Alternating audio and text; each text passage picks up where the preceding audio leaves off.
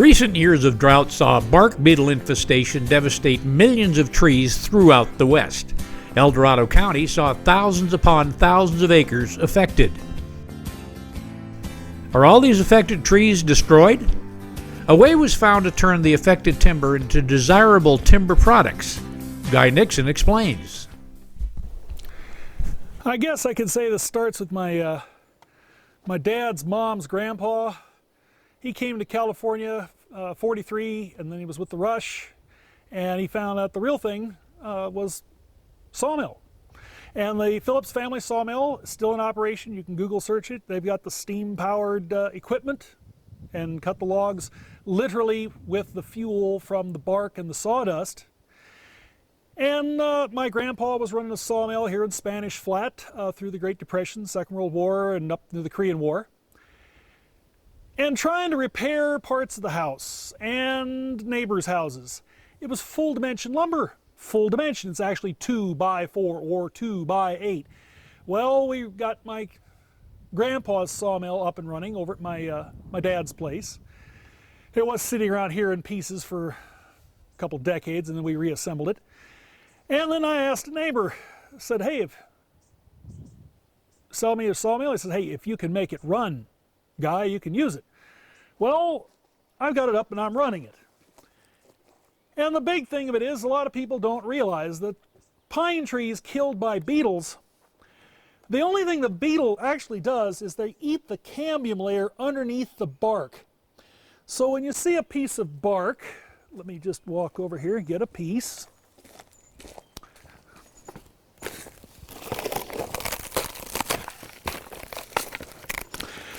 If you can see these lines, that is caused by the western pine beetle, Dendroctonus brevicomus, and they ate the nice, juicy cambium layer, and then the tree starved to death. The same thing as if you girdled it or took a chainsaw or an axe and cut all the bark off around it, it died.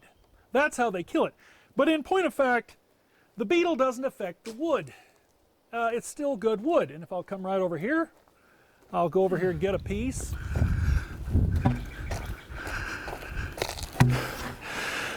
Now here's a piece of beetle-killed pine. Now there is a fungus that lives on the legs of the western pine beetle, and that fungus has a stain. And this causes the blue staining. Now, inasmuch as I've heard all kinds of things, the blue stain pretty much stops when the bugs are done. It doesn't continue. It just leaves us while the tree was living or dying, as the case was. You got some staining, and to a lot of applications for furniture, it's beautiful. It's absolutely some beautiful stuff. Now, this isn't quite, this has it kind of marbled throughout.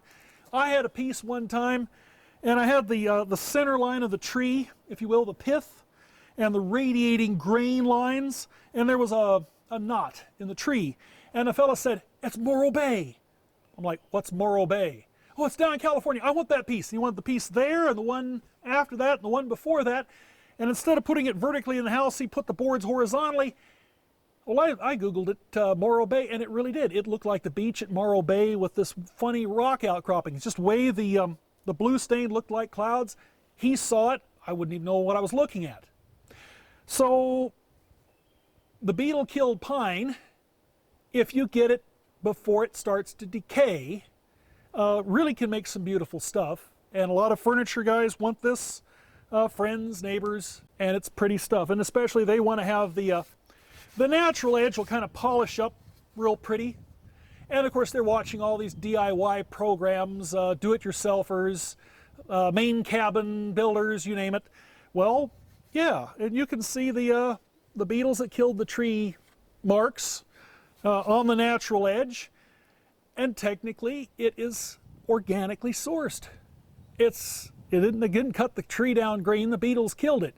And rather than have it just be a pile of fuel for a forest fire or termites, well, take it and turn it into something really nice and make some really beautiful stuff out of it.